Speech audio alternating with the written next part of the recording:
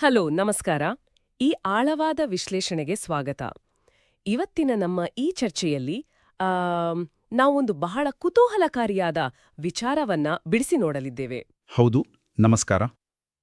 ನಾವೆಲ್ಲರೂ ಲೈಫಲ್ಲಿ ಒಮ್ಮೆಯಾದ್ರೂ ಈ ಒಂದು ಪರಿಸ್ಥಿತಿಯನ್ನ ಫೇಸ್ ಮಾಡಿರ್ತೀವಿ ಅಲ್ವಾ?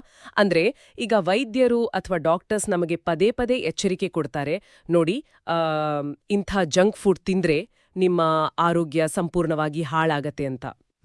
ಖಂಡಿತ. ಅದು ನಮಗೂ ಕ್ಲಿಯರಾಗಿ ಗೊತ್ತಿರುತ್ತೆ. ಎಕ್ಸಾಕ್ಟ್ಲಿ. ನಮ್ಗೆ ಗೊತ್ತಿದ್ರೂ ಕೂಡ ಆ ಕ್ಷಣದಲ್ಲಿ ನಾಲಿಗೆಯ ರುಚಿಗೆ ಬಲಿಯಾಗಿ ಆ ಅಪಥ್ಯವಾದ ಆಹಾರವನ್ನೇ ತಿಂತೀವಿ. ಆಮೇಲೆ ಮತ್ತೆ ಅದೇ ಹೊಟ್ಟೆ ನೋವು, ಅದೇ ಕಷ್ಟ. ಹೌದು. ಮನುಷ್ಯನಿಗೆ ಯಾವುದು ಕೆಟ್ಟದ್ದು ಅಂತ ಸ್ಪಷ್ಟವಾಗಿ ಗೊತ್ತಿದ್ರೂ ಆ ಕ್ಷಣದ ಆಕರ್ಷಣೆಗೆ ಯಾಕಿಷ್ಟೊಂದು ಸುಲಭವಾಗಿ ಶರಣಾಗ್ತಾನೆ? ಇದೊಂದು ಬಹಳ ಆಳವಾದ ಪ್ರಶ್ನೆ ಅಲ್ವಾ? ಮನುಷ್ಯನ ಈ ಮೂಲಭೂತ ದೌರ್ಬಲ್ಯದ ಹಿಂದಿರುವ ಮನಃಶಾಸ್ತ್ರ ಏನು? ಇದನ್ನೇ ನಮ್ಮ ತತ್ವಜ್ಞಾನಿಗಳು ಸಾವಿರಾರು ವರ್ಷಗಳ ಹಿಂದೆಯೇ ವಿಶ್ಲೇಷಣೆ ಮಾಡಿದ್ರು. ಸೊ ಇವತ್ತು ನಮ್ಮ ಜೊತೆ ಇರುವ ಮೂಲ ಗ್ರಂಥಗಳಾದ ಶ್ರೀಮನ್ ಮಧ್ವಾಚಾರ್ಯರ ತತ್ವಗಳು, ನಾರದ ಭಕ್ತಿಸೂತ್ರಗಳು ಮತ್ತೆ ರಾಮಾನುಜಾಚಾರ್ಯರು ವಿವರಿಸಿರುವ ಭಕ್ತಿ ಮಾರ್ಗ. ಕರೆಕ್ಟ್. ಈ ಅದ್ಭುತ ಮೂಲಗಳನ್ನಿಟ್ಕೊಂಡು ಈ ಜ್ಞಾನದ ಒಳಮರ್ಮವನ್ನ ಅರಿಯುವ ಪ್ರಯತ್ನ ಮಾಡೋಣ. ಖಂಡಿತ. ನೀವು ಆರಂಗದಲ್ಲಿ ಕೊಟ್ಟ ಆ ವೈದ್ಯರ ಉಪಮೆ ಇದೆಯಲ್ಲ, ಅದು ನಮ್ಮ ಇಂದಿನ ವಿಷಯಕ್ಕೆ ಪರ್ಫೆಕ್ಟ್ ಮ್ಯಾಚ್ ಅಂತಾನೆ ಹೇಳಬಹುದು. ಓಹೋ, ಹೌದಾ? ಹೌದು. ಯಾಕಂದ್ರೆ ನಮ್ಮ ಮೂಲ ಗ್ರಂಥಗಳು ಆಧ್ಯಾತ್ಮವನ್ನ ಯಾವುದೋ ಕಾಣದ ಲೋಕದ ಕಥೆಯಾಗಿ ಹೇಳಿಲ್ಲ. ಅದು ನಮ್ಮ ದೈನಂದಿನ ಒದ್ದಾಟಗಳ ಕೈಗನ್ನಡಿ. ಮನುಷ್ಯನ ಪ್ರತಿ ಹೆಜ್ಜೆ ಹಿಂದಿರುವ ಏಕೈಕ ಉದ್ದೇಶ ಅಂದ್ರೆ ಸುಖದ ಹುಡುಕಾಟ. ಯಾರಿಗೂ ದುಃಖ ಬೇಡ ಅಲ್ವಾ? ನಿಜ, ನಾವೆಲ್ಲರೂ ಸುಖನೇ ಬಯಸ್ತೀವಿ. ಆದ್ರೆ ನಾವು ಹುಡುಕ್ತಿರೋ ಸುಖ ಯಾವ ರೀತಿಯದ್ದು? ಗ್ರಂಥಗಳು ಈ ಸುಖವನ್ನ ಬಹಳ ಸ್ಪಷ್ಟವಾಗಿ 2 ವಿಧವಾಗಿ ವಿಂಗಡಿಸ್ತವೆ. ಮೊದಲನೇದು ಇಹಸುಖ. ಇಹಸುಖ ಅಂದ್ರೆ ಈ ಜನ್ಮದಲ್ಲಿ ಸಿಗುವ ಭೌತಿಕ ಸುಖನ? ಹೌದು. ನಮ್ಮ ಕಣ್ಣಿಗ ಕಾಣುವ, ನಮ್ಮ ಪಂಚೇಂದ್ರಿಯಗಳ ಮೂಲಕ ತಕ್ಷಣಕ್ಕೆ ಅನುಭವಿಸುವ ಸುಖ ಇದು. ಆದ್ರೆ ಇದು ಸಂಪೂರ್ಣವಾಗಿ ಅನಿತ್ಯವಾದದ್ದು. ಅಂದ್ರೆ ಬಂದು ಹೋಗುವಂಥದ್ದು, ಶಾಶ್ವತ ಅಲ್ಲ. ಇನ್ನು ಎರಡನೇದು ಪರಸುಖ. ಓಕೆ, ಪರಸುಖ ಅಂದ್ರೆ ಇದು ಲೌಕಿಕ ಮಿತಿಗಳನ್ನ ದಾಟಿದ ಮೇಲೆ ಅಥವಾ ಮರಣ ನಂತರ ಸಿಗುವ ನಿತ್ಯವಾದ, ಅಂದ್ರೆ ಶಾಶ್ವತವಾದ ಸುಖ.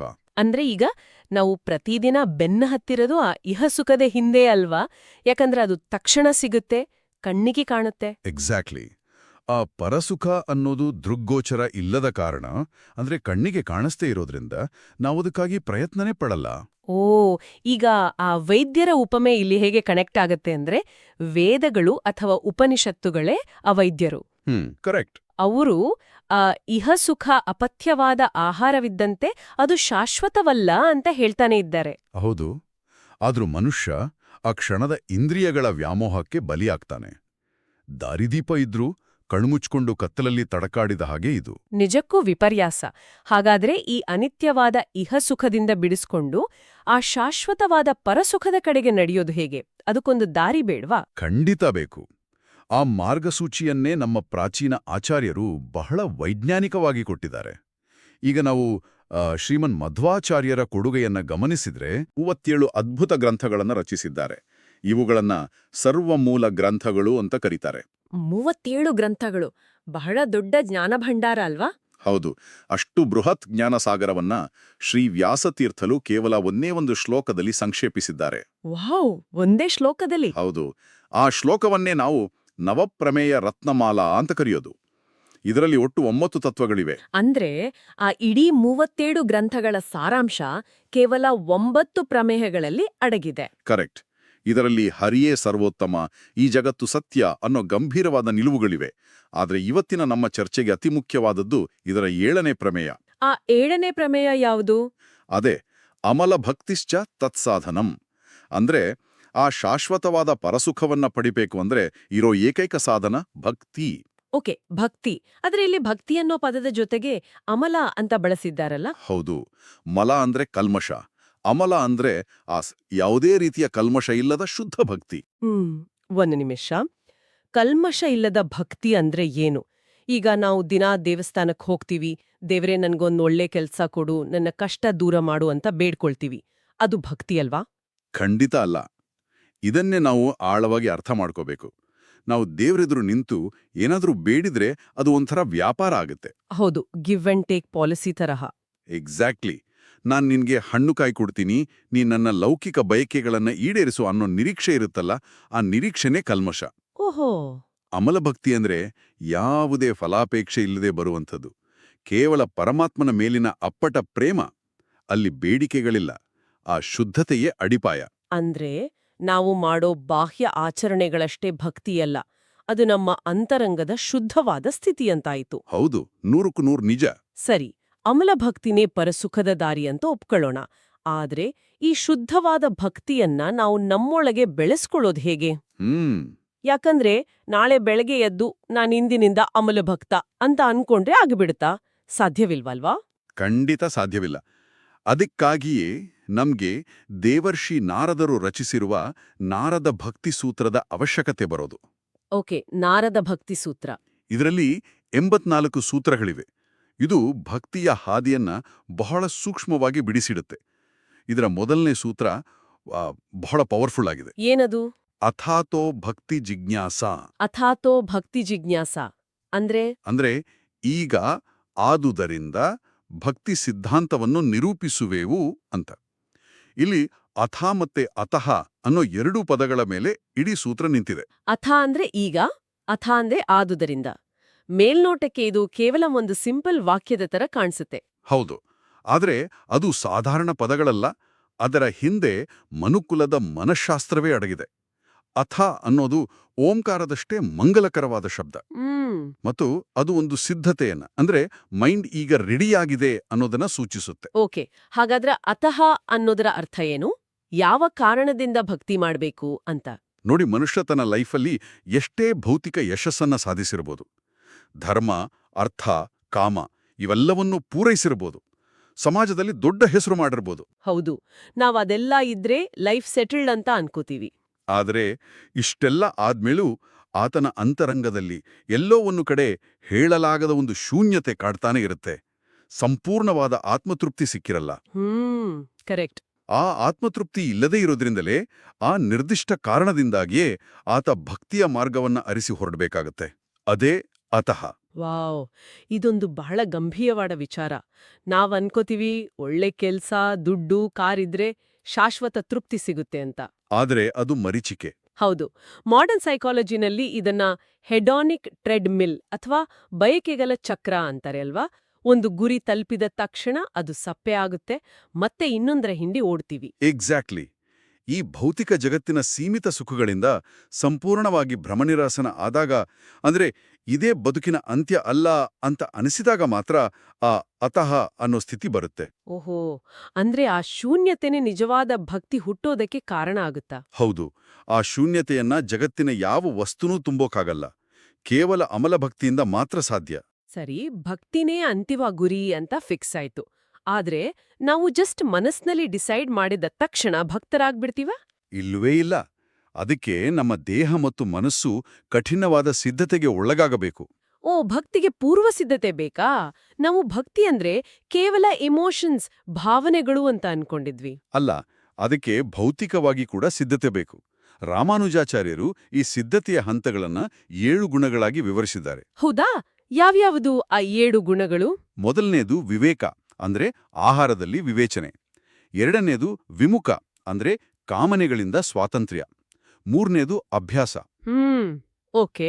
ನಾಲ್ಕನೇದು ಕ್ರಿಯಾ, ಅಂದ್ರೆ ಪರರಿಗೆ ಒಳ್ಳೆಯದನ್ನ ಮಾಡೋದು. ಐದನೇದು ಕಲ್ಯಾಣ, ಅಂದ್ರೆ ಶುದ್ಧತೆ, ದಯೆ. ಆರನೇದು ಪ್ರಸನ್ನತೆ, ಯಾವಾಗ್ಲೂ ಲವಲವಿಕೆಯಿಂದ ಇರೋದು. ಮತ್ತೇಳನೇದು? ಏಳನೇದು ಅನುಧರ್ಷ, ಅಂದ್ರೆ ಅತಿಯಾದ ಭಾವೋದ್ರೇಕಕ್ಕೆ ಒಳಗಾಗದಿರೋದು. ಈ ಲಿಸ್ಟ್ ನೋಡಿದ್ರೆ ನಮಗೆ ಇದು ಒಂಥರ ನೈತಿಕತೆಯ ಪಾಠ, ಮಾರಲ್ ಸೈನ್ಸ್ ಕ್ಲಾಸ್ ತರಹ ಕಾಣಿಸುತ್ತೆ. ಭಕ್ತಿಗೂ ಈ ಗುಣಗಳಿಗೂ ಏನ್ ಸಂಬಂಧ? ಮೇಲ್ನೋಟಕ್ಕೆ ಹಂಗನಿಸಿದ್ರೂ ಇದರ ಒಳಮರ್ಮವೇ ಬೇರೆ. ಉದಾಹರಣೆಗೆ ಮೊದಲನೇ ಗುಣ ವಿವೇಕ ತಗೊಳ್ಳೋಣ. ಆಹಾರದಲ್ಲಿ ವಿವೇಚನೆ ಅಲ್ವಾ? ಹೌದು. ನಾವು ತಿನ್ನುವ ಆಹಾರ ನಮ್ಮ ಮನಸ್ಸಿನ ಗುಣಗಳನ್ನ ಡಿಸೈಡ್ ಮಾಡುತ್ತೆ. ಈಗ ನಾವು ಅತಿಯಾದ ಎಣ್ಣೆ, ಮಸಾಲೆ ಅಥವಾ ಹಳಸಿದ ಆಹಾರ ತಿಂದ್ರೆ ಏನಾಗುತ್ತೆ? ನಿದ್ದೆ ಬರುತ್ತೆ, ಸುಸ್ತು ಅನ್ಸುತ್ತೆ. ಕರೆಕ್ಟ್. ಅದನ್ನೇ ತಾಮಸಿಕ ಗುಣ ಅಂತಾರೆ, ಜಡತ್ವ. ಇನ್ನು ಅತಿಯಾದ ಖಾರ ತಿಂದಾಗ ರಾಜಸಿಕ ಗುಣ ಹೆಚ್ಚಾಗತ್ತೆ, ಕೋಪ, ಚಡಪಟಿಕೆ ಶುರುವಾಗುತ್ತೆ. ಈ ತರದ ಜಡವಾದ ಅಥವಾ ಚಡಪಡಿಸುವ ಮನಸ್ಸಿನಲ್ಲಿ ಏಕಾಗ್ರತೆ ಬರೋಕ್ ಸಾಧ್ಯನಾ? ಏಕಾಗ್ರತೆ ಇಲ್ಲದೆ ಭಕ್ತಿ ಹೇಗೆ ತಾನೆ ಚಿಗುರೊಡೆಯುತ್ತೆ? ಓಹೋ, ಪಾಯಿಂಟ್ ಇದೆ.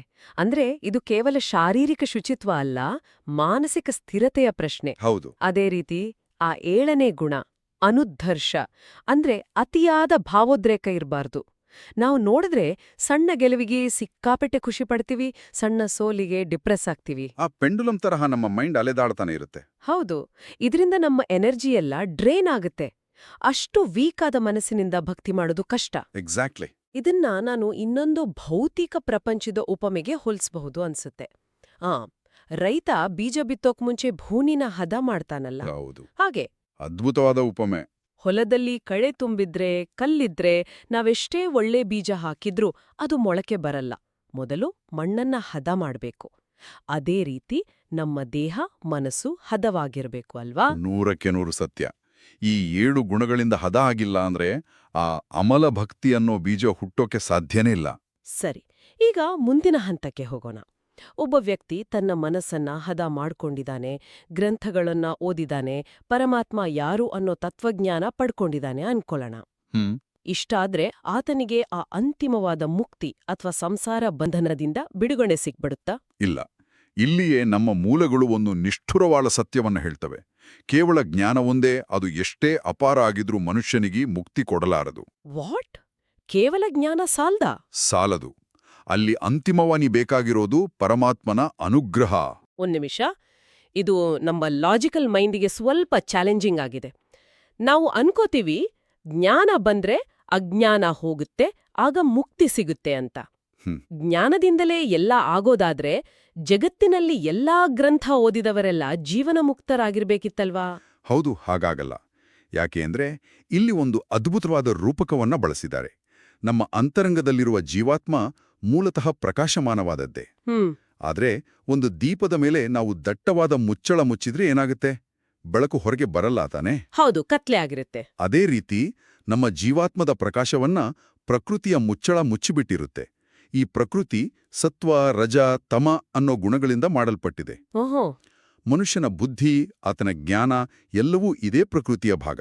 ತನ್ನ ಮಿತಿಯನ್ನ ತಾನೇ ದಾಟೋಕಾಗಲ್ಲ. ಅಂದ್ರೆ ಮುಚ್ಚಳದೊಳಗಿರೋ ವಸ್ತುವೇ ಆ ಮುಚ್ಚಳವನ್ನ ತೆಗೆಯೋಕ್ಕಾಗಲ್ಲ. ಎಕ್ಸಾಕ್ಟ್ಲಿ. ಆ ಭಾರವಾದ ಮುಚ್ಚಳವನ್ನ ಭೇದಿಸಲು ಜಡ ಪ್ರಕೃತಿಯನ್ನ ಮೀರಿದ ಒಂದು ಮಹಾ ಚೈತನ್ಯ ಶಕ್ತಿ ಬೇಕು. ಅದೇ ಪರಮಾತ್ಮನ ಅನುಗ್ರಹ. ವಾವ್, ಇದು ಬಹಳ ಕಣ್ಣಿಗೆ ಕಟ್ಟುವಂತಿದೆ. ಅಂದ್ರೆ ಜ್ಞಾನ ಅನ್ನೋದು ನಮಗೆ ಕೇವಲ ಒಂದು ಮ್ಯಾಪ್ ತರಹ. ಇಲ್ಲಿ ಮುಚ್ಚಳ ಇದೆ, ಅದರ ಕೆಳಗೆ ಬೆಳಕಿದೆ ಅಂತ ತೋರ್ಸುತ್ತೆ. ಕರೆಕ್ಟ್. ಆದ್ರೆ ಆ ಮುಚ್ಚಳವನ್ನ ಎತ್ತೋಕೆ ನಮ್ಮ ಸ್ವಂತ ಶಕ್ತಿ ಸಾಲದು, ದೇವರ ಕೃಪೆ ಬೇಕೇ ಬೇಕು. ಹಾಗಾದರೆ ಆ ಅನುಗ್ರಹನ ಪಡೆಯೋದ್ ಹೇಗೆ? ಅದಕ್ಕಾಗಿಯೇ ಶಾಸ್ತ್ರಗಳು ನವವಿಧ ಭಕ್ತಿಗಳನ್ನ ಸೂಚಿಸುತ್ತವೆ. ಶ್ರವಣ, ಕೀರ್ತನ, ಸ್ಮರಣ, ಪಾದಸೇವನ ಇತ್ಯಾದಿ. ಪುರಾಣಗಳಲ್ಲಿ ಇದಕ್ಕೆ ಸಾಕಷ್ಟು ಉದಾಹರಣೆ ಇದೆ. ಪ್ರಹ್ಲಾದನ ಸ್ಮರಣ ಭಕ್ತಿ, ಹನುಮಂತನ ದಾಸ್ಯ ಭಕ್ತಿ. ಅವರೆಲ್ಲ ಬರೀ ಪುಸ್ತಕ ಓದಿದವರಲ್ಲ, ಆ ಭಕ್ತಿಯನ್ನ ಉಸಿರಾಗಿಸ್ಕೊಂಡವರಲ್ವಾ? ಹೌದು, ಅವರ ಇಡೀ ಅಸ್ತಿತ್ವವೇ ಒಂದು ಸಮರ್ಪಣಾ ಭಾವ. ಆ ಅಮಲ ಭಕ್ತಿನೇ ಭಗವಂತನ ಶಕ್ತಿಯನ್ನ ಆಕರ್ಷಿಸಿ ಆ ಪ್ರಕೃತಿಯ ಮುಚ್ಚಳವನ್ನ ಒಡೆದುಹಾಕೋಕೆ ಕಾರಣ ಆಗೋದು. ಖಂಡಿತ. ಜ್ಞಾನ, ಸಿದ್ಧತೆ ಮತ್ತು ಅಮಲ ಭಕ್ತಿ ಮೂರರ ಸಂಗಮವಾದಾಗ ಮಾತ್ರ ಬಿಡುಗಡೆ ಸಾಧ್ಯ. ನಿಜ. ಒಟ್ಟಾರೆಯಾಗಿ ಹೇಳೋದಾದ್ರೆ ಇವತ್ತಿನ ನಮ್ಮ ಚರ್ಚೆ ಒಂದು ಅದ್ಭುತವಾದ ಜರ್ನಿಯನ್ನ ಪೂರ್ಣಗೊಳಿಸಿದೆ. ಆ ಪಥ್ಯದ ಆಹಾರ ತಿರಸ್ಕರಿಸುವ ಮನುಷ್ಯನ ದೌರ್ಬಲ್ಯದಿಂದ ಶುರುವಾಗಿ ಮಧ್ವಾಚಾರ್ಯರ ಅಮಲ ಭಕ್ತಿಯ ಕಡೆಗೆ ಸಾಗಿದೆವು. ಹೌದು. ಆಮೇಲೆ ನಾರದ ಭಕ್ತಿ ಸೂತ್ರದ ಅಥ ಮತ್ತು ಅತಃ ಪದಗಳ ಆಳವನ್ನ ನೋಡಿದ್ವಿ. ಲೌಕಿಕ ಯಶಸ್ಸಿನ ನಡುವೆಯೂ ಕಾಡುವ ಶೂನ್ಯತೆಯನ್ನ ಅರ್ಥ ಮಾಡ್ಕೊಂಡ್ವಿ. ರಾಮಾನುಜಾಚಾರ್ಯರ 7 ಸಿದ್ಧತೆಗಳ ಮೂಲಕ ಆ ಮಣ್ಣು ಹದ ಮಾಡುವ ಪ್ರಕ್ರಿಯೆಯನ್ನು ತಿಳಿದೆವು. ಎಕ್ಸಾಕ್ಟ್ಲಿ. ಕೊನೆಗೆ ನಮ್ಮ ಜ್ಞಾನದ ಆಚೆಗೆ ಆ ಪ್ರಕೃತಿಯ ಮುಚ್ಚಳವನ್ನ ತೆಗೆಯೋಕೆ ದೇವರ ಅನುಗ್ರಹ ಎಷ್ಟು ಮುಖ್ಯ ಅನ್ನೋದನ್ನ ಅರ್ಥ ಮಾಡ್ಕೊಂಡ್ವಿ. ಈ ಎಲ್ಲಾ ಮೂಲಗಳ ತಾತ್ಪರ್ಯ ಒಂದೇ: ಅಂತರಂಗದ ಶುದ್ಧೀಕರಣ ಇಲ್ಲದೆ ಆ ಪರಸುಖ ಸಿಗೋದಿಲ್ಲ. ಹೌದು. ಈ ಗಂಭೀರವಾದ ಚರ್ಚೆನ ಮುಗಿಸೋ ಮುನ್ನ ನಾನು ಕೇಳುಗರಿಗೆ ಒಂದು ತೀಕ್ಷ್ಣವಾದ ವಿಚಾರದ ಕಡೆ ಗಮನ ಸೆಳೆಯೋಕೆ ಇಷ್ಟಪಡ್ತೀನಿ. ಹೇಳಿ. ಮೂಲ ಗ್ರಂಥಗಳಲ್ಲಿ 2 ವಿಧದ ಭಕ್ತಿಯನ್ನ ಪ್ರಸ್ತಾಪ ಮಾಡಿದ್ದಾರೆ. ಒಂದು ಯಥಾರ್ಥ ಅಥವಾ ಸತ್ಯ ಭಕ್ತಿ, ಅಂದ್ರೆ ಶುದ್ಧವಾದ ಅಮಲ ಭಕ್ತಿ. ಮತ್ತೊಂದು ದರ್ಶನ ಅಥವಾ ಡೋಂಗಿ ಭಕ್ತಿ ಅಂದ್ರೆ ಕೇವಲ ಸಮಾಜದ ಕಣ್ಣಿಗೆ ಪ್ರದರ್ಶನಕ್ಕಾಗಿ ಮಾಡೋ ಭಕ್ತಿ, ಒಳಗೊಂದು ಹೊರಗೊಂದು. ಹೌದು, ಅದು ಬಹಳ ಅಪಾಯಕಾರಿ. ಇದನ್ನೇ ಇಟ್ಟುಕೊಂಡು ನಾವೆಲ್ಲರೂ ನಮಗೆ ನಾವೇ ಒಂದು ಆಳವಾದ ಪ್ರಶ್ನೆ ಕೇಳ್ಕೊಳ್ಬೇಕು. ನಾವೆಲ್ಲ ಪ್ರತಿದಿನ ಭಕ್ತಿ ಆಚರಿಸ್ತೀವಿ, ಪೂಜೆ ಮಾಡ್ತೀವಿ. ಆದ್ರೆ ಇದರ ಹಿಂದಿನ ಉದ್ದೇಶ ಏನು? ನಮ್ಮ ಈ ಆಚರಣೆಗಳು ನಿಜವಾಗ್ಲೂ ನಮ್ಮ ಮೇಲಿರೋ ಆ ಪ್ರಕೃತಿಯ ಮುಚ್ಚಳವನ್ನ ಸ್ವಲ್ಪನಾದರೂ ಸಡಿಲಿಸ್ತಾ ಇದೆಯಾ? ಅಥವಾ ಕೇವಲ ನಮ್ಮ ಲೌಕಿಕ ಆಸೆಗಳನ್ನ ಈಡೇರಿಸಿಕೊಳ್ಳೋ ವ್ಯಾಪಾರ ಆಗಿದ್ಯಾ? ಹೌದು, ಧಾರ್ಮಿಕರು ಅಂತ ತೋರಿಸ್ಕೊಳ್ಳೋ ಬಾಹ್ಯ ಪ್ರದರ್ಶನ ಆಗ್ಬಿಟ್ಟಿದ್ಯಾ ಅಂತ ಯೋಚಿಸಬೇಕು. ದೇವರ್ಷಿ ನಾರದರು ಹೇಳುವ ಆ ಲವಲೇಶವೂ ಕಲ್ಮಶ ಇಲ್ಲದ ಅಮಲ ಭಕ್ತಿಯ ಕಿಡಿ ನಮ್ಮೊಳಗೆ ಸಣ್ಣದಾಗಾದ್ರೂ ಹೊತ್ಕೊಂಡಿದ್ಯಾ? ಇದನ್ನ ನಮಗೆ ನಾವೇ ಪ್ರಾಮಾಣಿಕವಾಗಿ ಕೇಳ್ಕೋಬೇಕು. ಹೌದು. ಈ ಕಟುವಾದ ಪ್ರಶ್ನೆಗೆ ಉತ್ತರ ಕಂಡುಕೊಳ್ಳುವ ಪ್ರಯತ್ನವೇ ನಮ್ಮ ನಿಜವಾದ ಆಧ್ಯಾತ್ಮಿಕ ಪಯಣದ ಮೊದಲ ಹೆಜ್ಜೆ ಆಗ್ಬಹುದು. ಖಂಡಿತ. ಈ ವಿಚಾರ ನಮ್ಮ ಅಂತರಂಗದಲ್ಲಿ ರಿಂಗಣಿಸ್ತಾ ಇರ್ಲಿ. ಮತ್ತೊಂದು ಆಸಕ್ತಿದಾಯಕ ಜ್ಞಾನವರ್ಧಕ ವಿಷಯದೊಂದಿಗೆ ಮುಂದಿನ ಆಳವಾದ ಚರ್ಚೆಯಲ್ಲಿ ಮತ್ತೆ ಜೊತೆಯಾಗೋಣ. ನಮಸ್ಕಾರ.